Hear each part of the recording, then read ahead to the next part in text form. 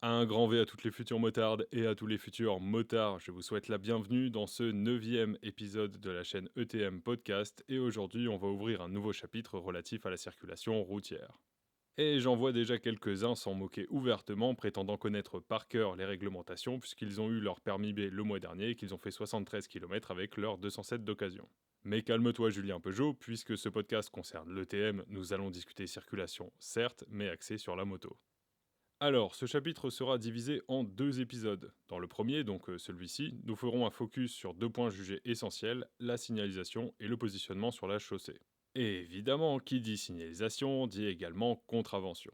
Alors tout au long de cet épisode, il y aura des petites parenthèses sur les sanctions, type perte de points, amende, immobilisation du véhicule et plus. Si affinité, ça fait toujours plaisir. Concernant le positionnement, nous verrons les bons comportements à adopter, que ce soit en ville mais aussi hors agglomération, car si vous passez actuellement le permis moto, vous devez probablement être au courant de cette nouvelle réglementation nommée trajectoire de sécurité. Bon, vous l'aurez remarqué, il y a beaucoup de points à étudier, donc on ne perd pas de temps sur ce jingle. Bonne route et bonne écoute.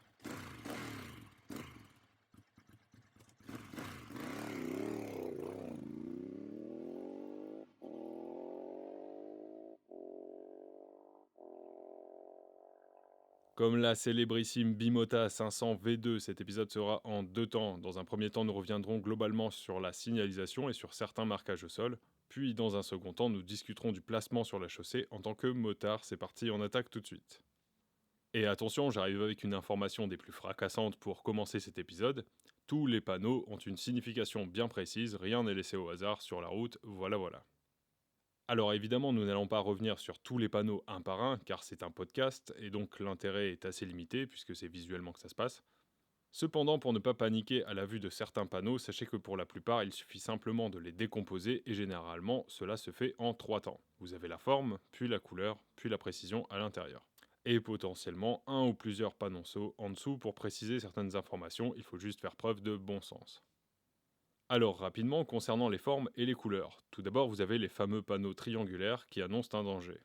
Lorsque le panneau a un fond blanc avec des bordures rouges, le danger est permanent. Puis, lorsqu'il a un fond jaune avec des bordures rouges, le danger est temporaire. Et sachez que les panneaux temporaires prévalent sur les panneaux permanents.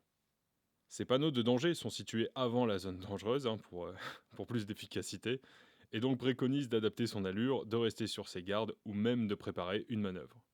En agglomération, ils sont situés à environ 50 mètres avant le danger en question et hors agglomération, ils sont situés à environ 150 mètres, excepté pour le panneau de danger signalant que la circulation devient à double sens qui lui prend effet directement. Pour les autres panneaux de danger, vous trouverez par exemple l'annonce de feux tricolores, de chaussées glissantes, de passages pour piétons, de voies de tramway, d'endroits fréquentés par les enfants, etc. Et en général, pour les panneaux de danger temporaire, il s'agit d'avertir d'un état de chaussée, d'une zone de travaux, d'un accident ou encore d'une fermeture de voie. Petite précision pour éviter de faire l'erreur, quand vous avez un panneau de danger avec deux bosses, c'est pour annoncer un cassis ou un dodan. Et quand vous avez une seule bosse sur le panneau, c'est pour annoncer un ralentisseur. Et j'en profite pour ouvrir une petite parenthèse, il y a un type de ralentisseur qui fait débat depuis quelques années, notamment dans la communauté motarde, c'est le coussin berlinois. Pourquoi me direz-vous? Eh bien tout simplement parce que son revêtement est extrêmement dangereux et peut causer des glissades, des pertes de contrôle, des chutes, et si vous rencontrez ce genre de problème, vous pouvez/devez le signaler à la commune, fin de la parenthèse. Ensuite, vous avez les panneaux ronds qui sont en fait des prescriptions, des ordres, et il y en a deux types. Le premier, lorsque le panneau rond est tout bleu, il annonce une obligation. Par exemple, celle de tourner à droite, de revêtir ses chaînes, d'emprunter la piste cyclable pour les vélos, d'allumer ses feux, etc. Et si le panneau est bleu mais traversé par un trait rouge, cela signifie la fin de l'obligation. Le deuxième, lorsque le panneau est rond avec un fond blanc et des bordures rouges, il annonce une interdiction. Par exemple, nous avons les limitations de vitesse, l'interdiction de faire demi-tour, de klaxonner, de passer si son véhicule fait plus de 2 mètres, etc. Alors notez quand même que le fameux panneau avec une voiture rouge et une voiture noire signifie l'interdiction de dépasser tout véhicule à moteur autre que les deux roues sans sidecar. Donc les mobylettes, les scooters, les 50 et autres motos, c'est bon. Différemment d'un panneau de danger, l'interdiction débute au panneau qui l'annonce et s'étend jusqu'à la prochaine intersection ou jusqu'au signal de fin, une fin qui est signalée par un panneau rond à fond blanc traversé par un trait noir. Puis vous avez les panneaux carrés, qui sont des indications et il y en a également deux types. Le premier, lorsque le panneau carré a un fond blanc avec des bordures bleues, il signifie une indication de confort, par exemple une station essence, un point de gonflage, une auberge, un poste de secours, des toilettes publiques, et j'en passe. Le deuxième, lorsque le panneau carré est tout bleu, il annonce une indication routière, par exemple un sens unique, un poste de péage, un stationnement payant, une section d'autoroute, une aire piétonne, etc., etc. Par contre, petite précision pour le panneau d'indication routière qui signale une entrée de tunnel, sachez que ce panneau indique également et implicitement l'interdiction de faire demi-tour, l'interdiction de s'arrêter et de stationner en dehors des emplacements d'arrêt d'urgence et l'obligation d'allumer ses feux de croisement en y entrant. Seconde précision concernant les panneaux de radar automatique, ou enfin plus directement les radars automatiques en question, sachez que l'emplacement d'un radar n'est pas anodin. Dans la plupart des cas, il est placé à un endroit où les risques d'accident sont très élevés, que ce soit à cause de la vitesse, de l'état de la route, de sa configuration ou encore des chiffres alarmants. Et enfin, dernier type de panneau, les panneaux de direction. Ils vont indiquer des villes, des types de routes, des kilométrages, etc. En gros, ils vont guider les conducteurs et il y en a 5 couleurs. Alors, nous avons du bleu pour les voies autoroutières, du vert pour les itinéraires qui relient les villes importantes, du blanc pour les lieux secondaires ou les localités proches, du marron pour les sites touristiques et enfin du jaune pour les directions temporaires ou les itinéraires bis. Sachant qu'un itinéraire bis n'est jamais obligatoire, mais il permet de fluidifier la circulation. Alors voilà pour un petit récapitulatif concernant les panneaux de base. Si vous avez des doutes sur certains panneaux, n'hésitez pas à faire des recherches en amont. Ce serait vraiment idiot de perdre un ou plusieurs points à l'ETM, puis sur le permis, hein, parce que vous ne comprenez pas un panneau.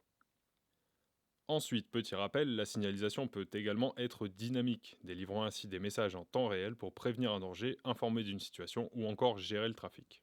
Et cette signalisation dynamique est surtout présente sur autoroute. Faites très attention car parfois ces panneaux indiquent des baisses de vitesse obligatoires, notamment lors de pics de pollution, et peuvent être accompagnés de radars. Et la signalisation peut parfois s'effectuer par l'intermédiaire d'un agent, dans ce cas les indications de l'agent en question prévalent sur tout le reste. Voilà, alors maintenant on va toujours continuer dans le segment signalisation et on va revenir sur quelques panneaux d'intersection et sur quelques marquages au sol importants à retenir.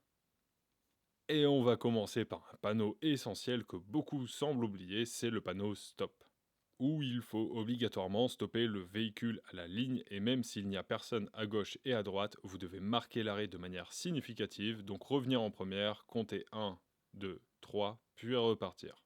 Ce n'est pas un céder le passage et les stops glissés sont strictement interdits. D'ailleurs, si vous ne respectez pas un stop ou un céder le passage, vous risquez un retrait de 4 points et 135 € d'amende. Puis sachez que c'est la même sanction si vous refusez une priorité à droite ou grillez un feu rouge. Et sachez que cette sanction peut évoluer en retrait complet du permis selon la situation. Et puisque nous sommes au feu rouge, je rappelle que sauf en cas de danger imminent ou d'impossibilité avérée de s'arrêter, il est interdit de passer au feu orange. Mais pour se rassurer un peu, sachez que les radars de feu ne se déclenchent qu'au rouge et qu'en général entre le passage de l'orange au rouge, vous avez quand même un petit laps de temps de 3 secondes.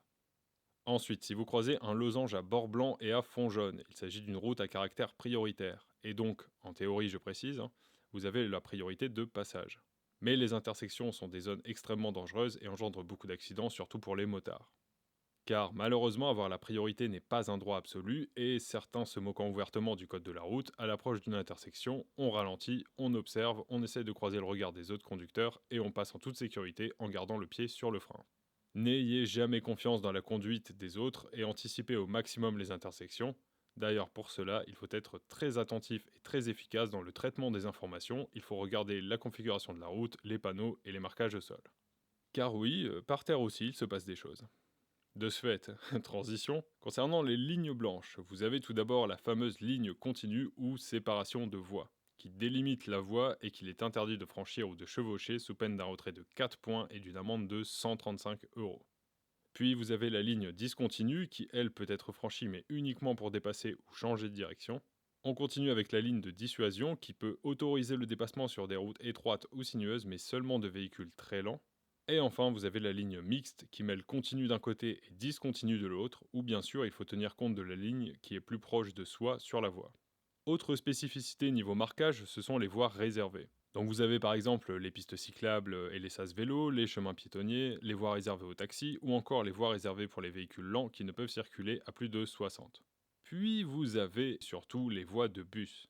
Elles sont reconnaissables par le mot bus écrit à répétition et en immense ou par des damiers lors d'intersections. Mais apparemment ce n'est pas assez clair pour certains conducteurs car rouler dessus est devenu un sport national pour les deux roues motorisées dans les grandes villes. Alors, un petit rappel s'impose. Qu'elle soit réservée pour les bus ou autres, il est strictement interdit de rouler à moto sur ces voies. Qu'est-ce que vous risquez? Alors pas de retrait de points, mais une amende de 135 € et d'autres petites complications selon la situation. Je m'explique. Puisque c'est une voie de bus, c'est fortement accidentogène à cause des arrêts fréquents, des gens qui courent, qui montent, qui descendent, etc. Donc les risques sont très élevés. Mais attention, si vous empruntez une voie de bus, c'est une infraction et donc en cas d'accident, même si vous êtes un motard bien assuré, eh bien votre assureur sera dans son bon droit de vous envoyer paître et de ne vous verser aucun dédommagement. Voilà. Du coup, petite parenthèse, j'en profite pour vous informer que je reviendrai sur tout ce qui concerne les amendes, les points, l'administratif, les assurances, etc. dans le chapitre un peu fourre-tout nommé Notions diverses. Alors maintenant qu'on a revu rapidement la signalisation et les marquages au sol, on va passer au positionnement sur la chaussée. En agglomération, vous devez placer la moto au centre de votre voie pour respecter le coussin de sécurité avec les autres usagers, car oui, il y a beaucoup de dangers qui peuvent venir de gauche, donc dépassement slash rabattement non maîtrisé pour la plupart, et qui peuvent également venir de droite. Alors on fait attention aux bus, aux pistes cyclables et surtout aux cyclos qui tentent des remontadas de boulevard en fixie. On fait attention également à Stacy Mini qui ne regarde pas avant d'ouvrir sa portière, à Romain Kodiak qui ne vérifie pas son rétro avant de sortir de sa place de parking, etc. Mais attention, rouler au milieu de sa voie ne signifie pas rouler au milieu de la route. Grosse subtilité à encaisser, j'en conviens. Et il y a une règle fondamentale qu'il faut absolument retenir, en France, on roule à droite.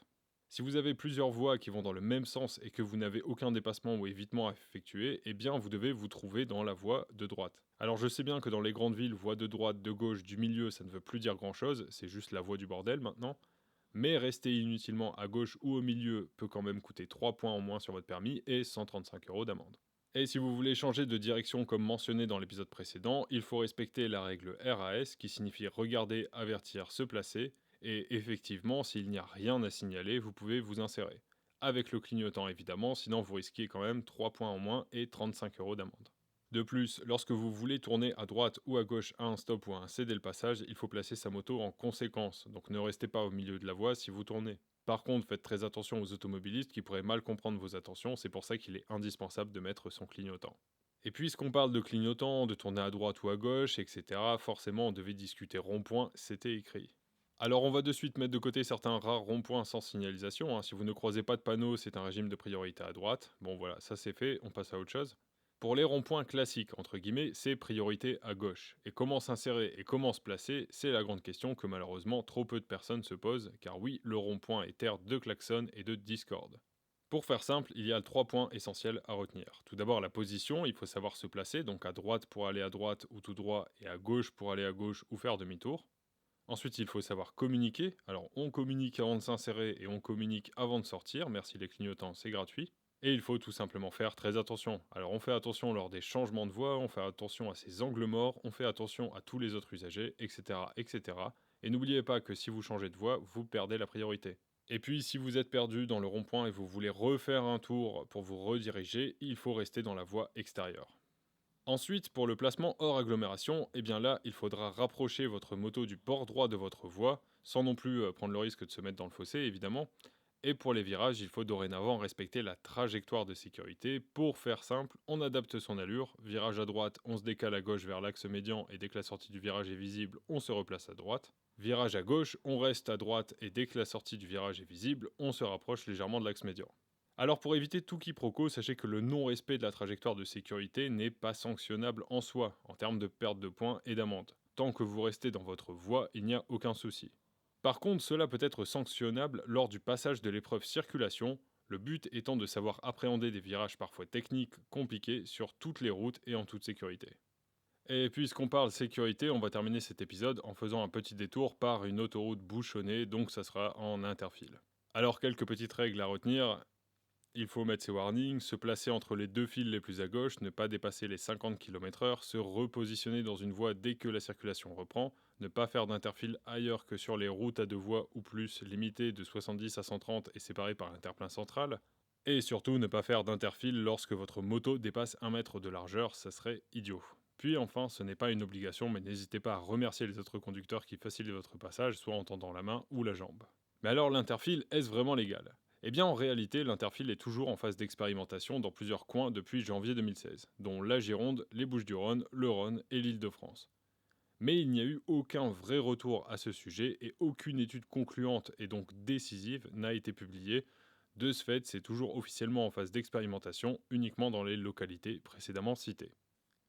Donc voilà pour la signalisation et le placement sur la chaussée. Dans le prochain épisode du chapitre circulation, nous continuerons d'aborder d'autres problématiques liées à la circulation, forcément, avec notamment les dépassements, les arrêts, etc. Encore des tas d'infos pertinentes à venir. En attendant, merci pour votre écoute et à très bientôt.